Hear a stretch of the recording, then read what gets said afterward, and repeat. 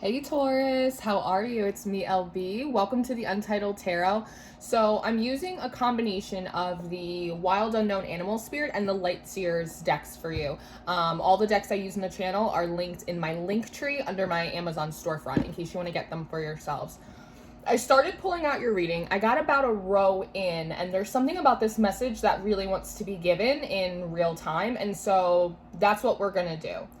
The thing that really stuck out to me, Taurus, is that the butterfly is coming out first, but it's being followed by the Nine of Swords. And what I'm noticing is these are facing in two opposite directions. So it does feel to me like you have worked through a lot of blockages relating to your past. This butterfly gives me the indication that you have been able to release them, or at the very least, transmute them. But there is a period of grief, of processing, that is a part of the letting go or the releasing or the transmutation of things that you experienced in the past. So I do want to acknowledge that if you're feeling a bit of grief or a mourning, just allow yourself to go through that process. You will kind of work your way through the stages. But because you're facing forward, it seems like even though you have worked through so many of the things that were holding you back from your former life, there still is this sense of anxiety and fear and hesitation that is still living and breathing with you. But now it feels like instead of it relating to situations that you've already gone through weeks, months, years before, it feels like now this feeling of grief and anxiety and fear is relating to things in the future. Does that make sense? It's like you processed all of this stuff, you released so much of it, thinking that you were going to feel lighter, but you still feel that sense of fear and hesitancy. But now it's because of the things that you have going on in the future, which means that that feeling of fear, it has nothing to do with the past, and it actually doesn't have to do with the future or anything that you are trying to move towards. It's an intrinsic part of you now that you kind of carry with you in good times and in bad, whether you're moving forward or whether you feel like you're sliding back. And it has to do with this whale. The whale for me talks a lot about this rising of deeply held beliefs and emotions. Oftentimes they're things that we don't communicate about. Have you ever seen a whale blow out of his blowhole? It's like very dramatic. It's a very dramatic process, and it kind of feels like that, Taurus, that again, there are deeply rooted beliefs or feelings that you have, and times in the past that you have expressed them, they've come out very dramatically or really intensely, to the point where it felt like the emotion superseded the point that you were trying to make. I hope that makes sense. It feels like it has to do, something with this King of Wands. This King of Wands feels like an authority figure, someone who held power over you, probably in your childhood. There is something about adolescence that's coming here as well. The Five of Wands is coming out as a descriptor card, and so I do get the sensation here that there might have been some kind of authority figure around you when you were a child that was particularly bent on competition. One of those, big girls don't cry, or, rub some dirt in it, and it just doesn't feel like a very empathetic energy. There wasn't a lot of room for weakness with this individual in your life. And again, the feeling of adolescence is coming through so strongly that I wonder if when you hit adolescence, you started to rebel against this energy, and it either created a rift between you and this individual that has sort of left this wound of anxiety that kind of just, again, lives and breathes in you. Or if when you rebelled against this energy and tried to assert more of your independence, this character right here came down on you even harder, right? It's almost like they're showing me like a recycling facility when they compact the cans. And so that's why this feeling is so compressed. And it's manifested through holding on to a lot of different people, places, and things from your former experiences, But now that you've worked through them and you're releasing them and you understand them and you've transmuted that energy, it's like that feeling still isn't going away. So I'm wondering with this Nine of Swords, part of that feeling of grief is, am I ever going to be able to get this out of me? Am I ever going to be able to release myself from this constant anxiety about what is going on around me or what may be coming next? I do want to remind you that that is a trauma response. And I know that we use the word trauma and trauma response so often in spiritual conversations and communities that sometimes that word can lack the, what's the right phrasing I want to use? It can lack the proper reverence and emphasis for what those words really mean. Does that make sense? When we go through things, especially in our childhood, in our formative years, and they are compressed or suppressed, we're not just dealing with the initial wound or trauma or experience, even conditioning that we experienced in that moment. We're also dealing with the ripple effect. Think about the butterfly effect, right? The ripple effect of how that one experience or that conversation or that environment you were in, how it's rippled through all of your experiences, your relationships, your work, the way you see yourself, the way you see your world, your faith, your spirituality. It becomes like this echo that radiates through the entirety of your personhood and your life. And so I think that is why it feels so intense. I think that is why it feels like it's hard to extricate this almost anonymous worry that you have. I always encourage you guys, spirituality should absolutely be a part of your life. I think everyone should have a medical doctor, a mental health professional, and a spiritual advisor all covered by their insurance, personally. But if you are requiring something like a support group, there's also something about Al-Anon coming through as well. If you require a support group or an Al-Anon or therapy or something like that, I would encourage you, if you are able, to seek out those resources, because sometimes it's hard to work through these deeply rooted traumas, especially ones that have to do with authority, especially ones that have to do with authority figures that were put in charge of protecting you. Sometimes it takes a village, and I just want you to release any sense of shame if you feel like you need more help working through that than you previously expected. You're finding that it's anchored in a little bit deeper than your ex-boyfriend or your old job, right? So the Ace of Wands is coming through. One, there's a lot of emphasis here on dreaming. This always gives me a very activated dream state.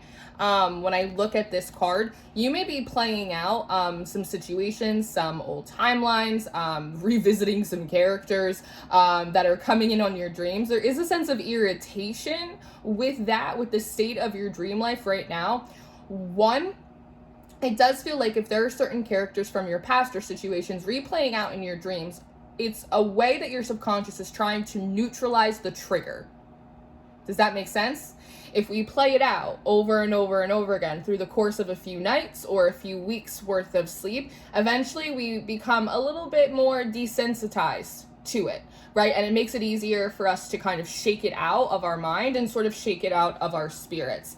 With this Ace of Wands, there are some new revelations. A big collective message that I've been pulling in is that, and it's in regards to the shadow work that the collective is going through right now. There are a lot of these light bulb moments coming out between now and August. And it feels like the shadow work that, or the processing, the deconstructing that's associated with that shadow work, it actually feels really minimal. It feels like it's more important for these connections to be recognized, and how, again, with that butterfly, how they've sort of rippled through the course of our lives. So one, I do want to say, I think as you're coming into this realizations, oh, it's connected to this King of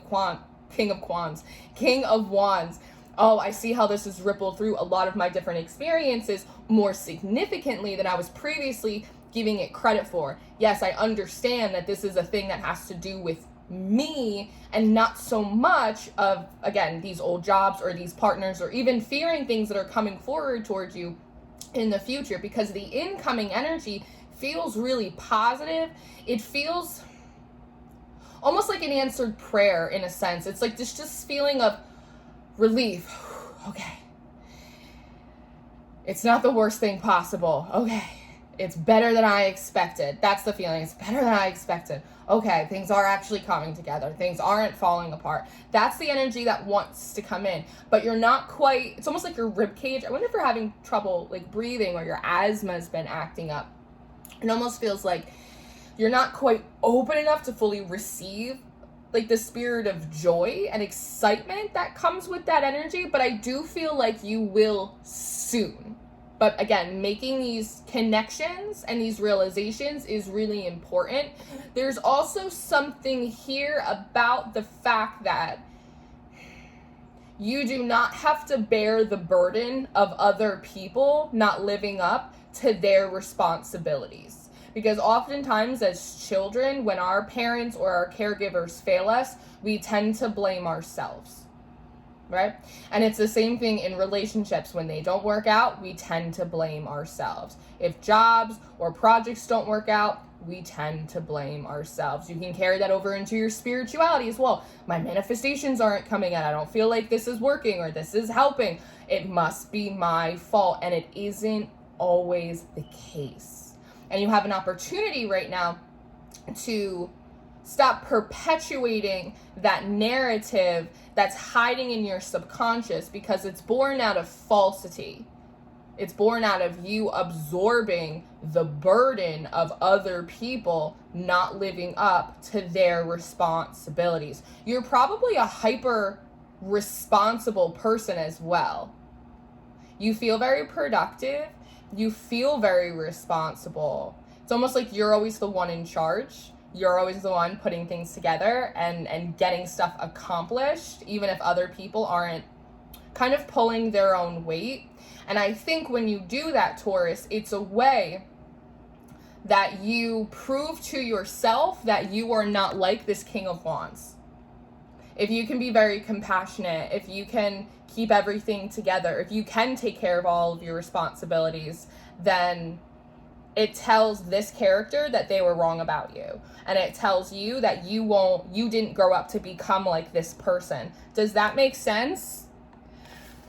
And I think in some ways, Taurus, I think that it has served you, especially with this sort of competitive, rub some dirt in it and get back on the field, like it's gonna be fine, don't be a baby, like that type of stuff, which is emotionally abusive and extremely gaslighty. But I think the silver lining here, Taurus, is that it did teach you how to be incredibly resilient, to persevere.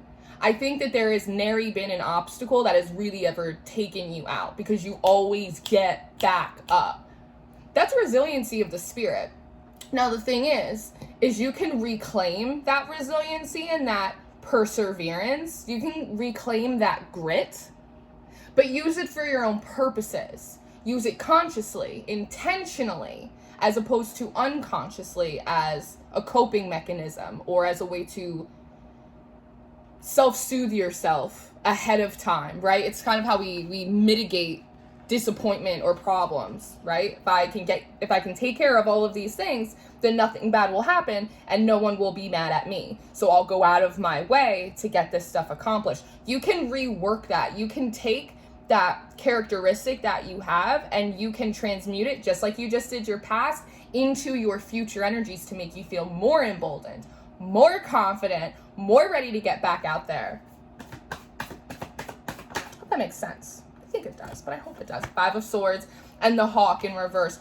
Your intuition may not be running at the highest speed right now. They're showing me like dial-up internet. I might be aging myself, but back in the day, you used to have to get like the CD-ROM for the internet and like put it in the computer and let your minutes load, and it feels like everyone's running on like 4 and 5G, and you're still on dial-up internet. I just want you to know that's not a permanent energy. It's not going to stay with you forever. But I also think it does highlight to you that when when you avoid confronting feelings that need to be confronted, or when you're not making important connections about yourself and your own internal hardwiring, that it does throw your channel a little bit off as well. I also think with this Five of Wands, there is a sense of frustration because there seems to be an inability to right this wrong or like get some kind of justice. So this King of Wands might not still be in your life or on the planet. And so there is that feeling of, I'm not really going to get the closure that I'm seeking, right? Hawks, for me, they talk a lot about prophecy. They talk a lot about promise. They also talk about getting this sort of bird's eye view. When you are in the thick of processing and working through those types of emotions, how do I want to phrase this? There's a sense of wanting it to feel relieved or resolved or to be heard, to self-advocate, which are all completely valid. But sometimes there's that part of the rational mind that lets you know, hey, this might not be possible with this person. We might not be in communication. They might not still be with us, right, on the planet. And so this is a sense of closure that you're going to need to find for yourself. And again, it's important. It feels like you weren't able to rectify that then. And even if you had been, it feels like that King of Wands wouldn't have been receptive to you anyway. So this sense of closure or completion feels like it always was meant to come from you for you. I hope that makes sense. Ooh. Strength in reverse. Yeah, it's really messed with your confidence a lot with the Six of Cups and the Eight of Cups in reverse. This is telling me that over time it has really eaten away at your confidence. And for a lot of you, your ability to dream. In that, it's kept you in your comfort zone. And I think that staying in your comfort zone or staying where it is perceived for you to be safe has actually drained a lot of your energy and pushed you into burnout. One, because you seem to be doing a lot of the same things that almost like I'm hearing tried and true. They're tried and true things. They've always worked for you in the past, like overworking, overextending, taking on responsibilities that aren't yours, like always pushing through as opposed to processing. That stuff that always worked for you, but it just stopped working.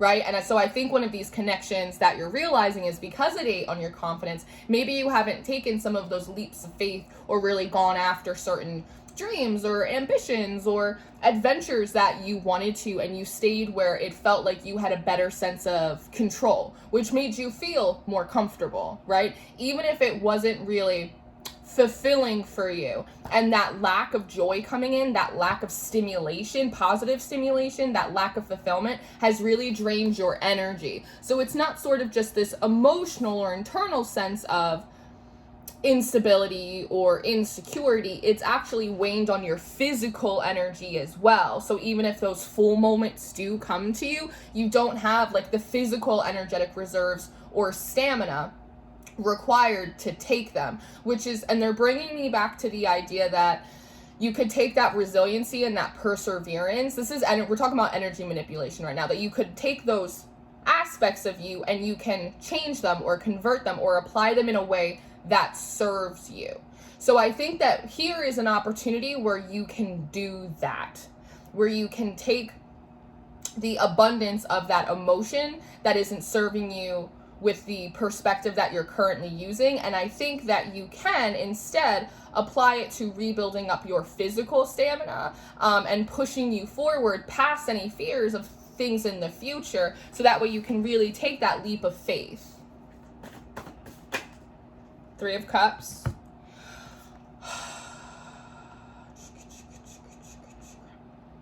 And the Six of Pentacles in reverse. One, there's a couple things here. One, I feel like you may be reaching out to people around you for like emotional support or counsel or advice. I don't feel like you are not receiving it. I just feel like it's not helping you very much. Like, if you normally go to your friends or, other people that perhaps you do love and trust for advice, it feels like normally they're able to say something to you that kind of gets you straight, gets you back on the path. But it feels like lately, it's not really working the same way that it used to. I think I think that's okay.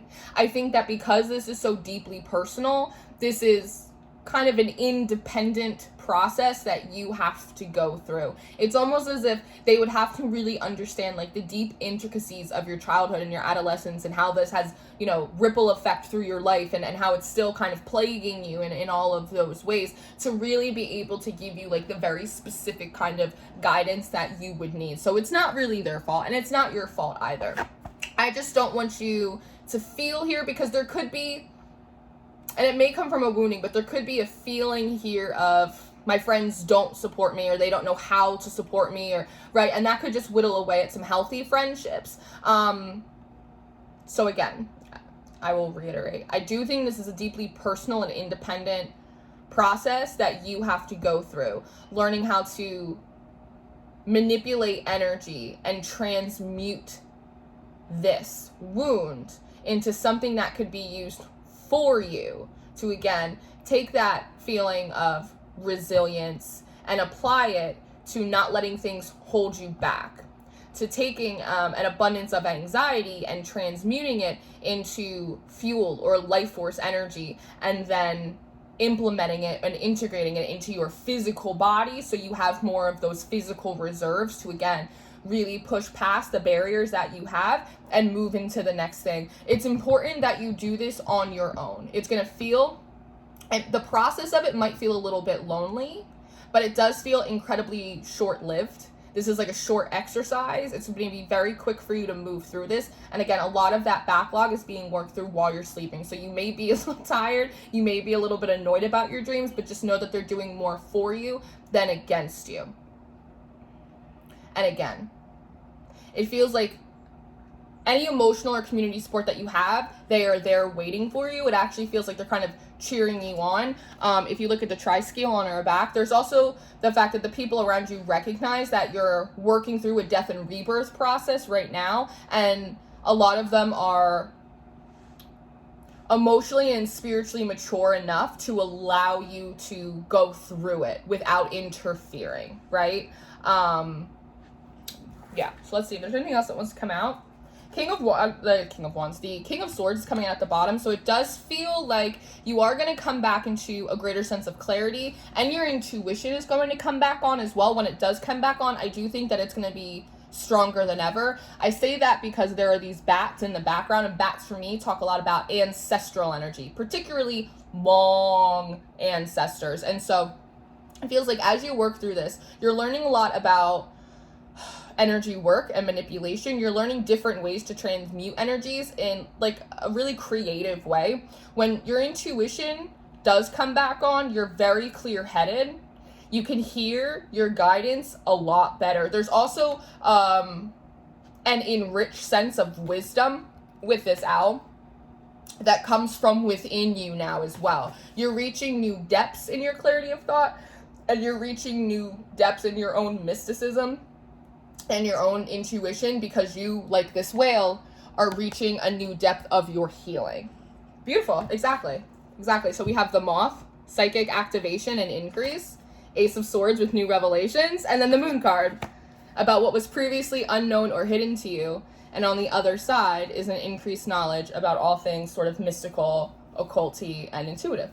So all in all, Taurus, this is a difficult process that you're working through. I recognize, in my heart absolutely goes out to you in this, because I have been through this relatively recently, and it ain't no cup of tea. But I do think on the other side of it, you're going to be feeling a lot better. I do think this sense of fear and anxiety starts to lift off of you, and you become much more enthusiastic and driven towards your future and the next steps that you're taking. And it feels like you're running towards it as opposed to running away from things in the past. So all in all, it's very good.